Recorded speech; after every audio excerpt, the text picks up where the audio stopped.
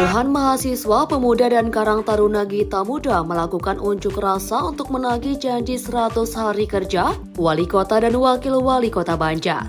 Dalam aksi itu mereka menyoroti berbagai persoalan di Banjar, terutama soal pungli di dunia pendidikan dan penegakan supremasi hukum pada Senin 2 Juni 2025. Pantauan di lapangan masa aksi tampak berjalan menuju halaman kantor DPRD dengan mendapatkan pengawalan dari kepolisian.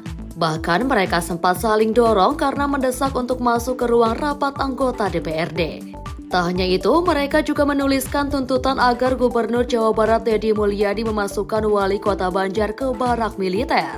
Bahkan dalam tulisan di banner yang mereka bentangkan, masa aksi menyebut APH pemakan bangkai. Kemudian setelah bersih tegang dengan aparat keamanan untuk menyampaikan aspirasinya, masa pun akhirnya bisa masuk ke ruang rapat yang di dalamnya ada anggota DPRD yang sedang rapat. Korlap aksi Rio Julian mengatakan pihaknya menyoroti masalah pendidikan yang sering tidak mendapatkan perhatian dan kurang maksimal. Seharusnya pendidikan menjadi hak semua masyarakat. Ia mengatakan masih banyak mahasiswa yang kurang mampu tidak mendapatkan beasiswa meski ada beberapa yang terrealisasi. Itu disingkat dengan pancak kita. Yang pertama itu pendidikan yang adil makmur, itu kan di mana ruang-ruang dari pendidikan sendiri sering sekali tidak diperhatikan, dari mulai beasiswa mahasiswa yang memang kurang mampu gitu kan. Walaupun ada beberapa beasiswa yang memang sudah direalisasikan dari Bali sendiri, ternyata ada memang beasiswa yang memang tidak direalisasikan gitu kan, atau ada mahasiswa yang memang tidak bisa masuk ke dalam beasiswa tersebut gitu kan. Yang kedua itu adalah terindikasi adanya pungli dari pihak sekolah-sekolah gitu, dari pihak seperti Kemenag gitu kan dinas-dinas gitu kan, itu harus kita kawal juga gitu kan, karena memang ditakutkan program dari pendidikan ini tidak berjalan secara maksimal. Sementara soal kesehatan, masa aksi juga mempertanyakan manfaat kartu berdaya yang sejauh ini belum maksimal. Pihaknya meminta agar program-program pemerintah dapat membantu masyarakat, terutama mereka yang belum memiliki BPJS.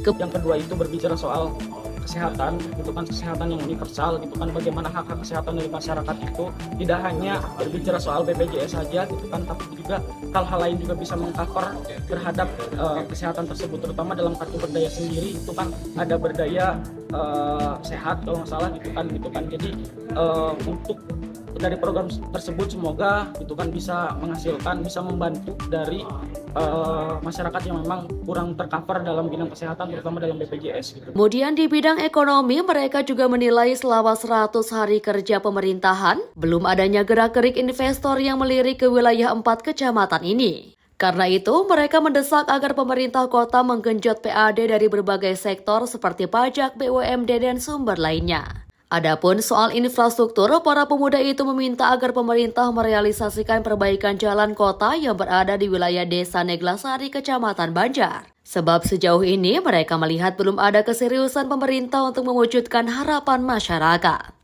Itu yang ketiga itu berbicara soal ekonomi rakyat gitu kan.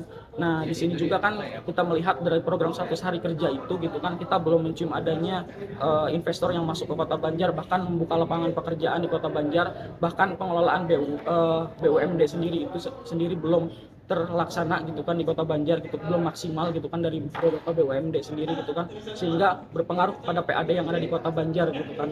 Maka dari itu kita ingin menekan juga kepada pemerintah yang ada di kota, terutama dalam sektor ekonomi yang ada di kota Banjar gitu kan, untuk terus mengenjot terutama dalam PAD kota Banjar, sektor pajak, BUMD dan lain sebagainya gitu kan, untuk terus mengenjot tentang perihal ekonomi rakyat itu sendiri.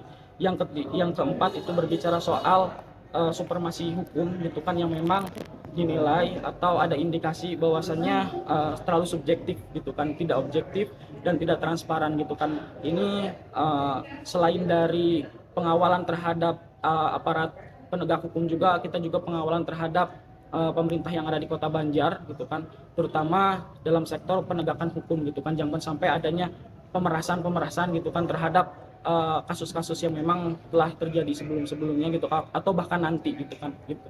Jadi tidak hanya kita mengawasi dari ranah aparat saja gitu kan, tapi tidak hanya kita mengawasi dari ranah pemerintah saja gitu, tapi juga aparat penegak hukumnya juga harus kita awasi gitu kan. Selain itu juga dari tadi baru 4 gitu kan, yang selanjutnya itu Yang kelima itu perihal infrastruktur jalan gitu kan, terutama di Neglasari sendiri yang memang sampai sekarang belum direalisasikan. Mudah-mudahan gitu kan dari infrastruktur sendiri, 5 tuntutan tadi itu kan berbicara soal infrastruktur yang merata gitu kan. Selain dari Neglasari, desa-desa lain juga bisa mengikuti gitu kan, bagaimana infrastruktur ini bisa diprioritaskan di Kota Banjar gitu untuk terus dilaksanakan. Itu mungkin tuntutannya. Sementara itu, PLT Ketua DPRD Kota Banjar Ating menyampaikan, menerima dan menampung aspirasi serta tuntutan masa aksi terutama soal beasiswa dan jalan rusak di Neglasari. Ya. Gimana tanggapannya?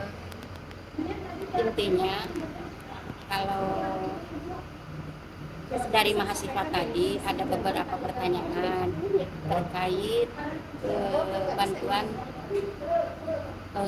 siswa miskin yang mau melanjutkan ke kuliah ya. Terus yang kedua terkait jalan yang ada di Neglasari. Itu kan kalau bantuan beliau mengajukan ke Bajnas, tapi sampai sekarang mungkin belum terrealisasi. Terus terkait jalan, beliau minta di perubahan. Kalau di Murni kan tidak bisa ya, sudah terkunci.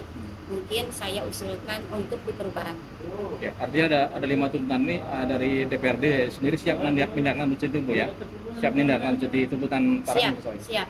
Tindak lanjut akan Ibu sampaikan, akan kami sampaikan nanti di perubahan. Sandi Harapan Rakyat Banjar.